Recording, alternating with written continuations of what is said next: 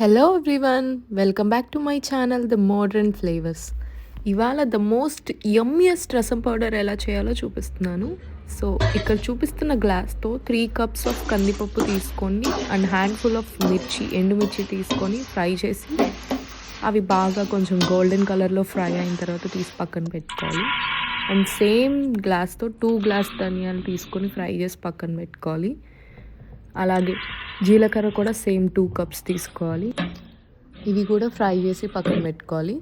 And then handful of పచ్చిశనగపప్పు and నేను చూపిస్తున్నట్టు కొంచెం మెంతులు, అవి కూడా ఫ్రై చేసి పక్కన పెట్టుకోవాలి. తర్వాత 1.5 కప్ అప్రాక్సిమేట్లీ 150 గ్రామ్స్ ఆఫ్ మిరియాలు, అవి ఫ్రై చేసి పక్కన పెట్టుకోండి. ఇవన్నీ చల్లారాక మిక్సీ పట్టుకొని రసం చేసుకొని తింటే ఉంటుంది.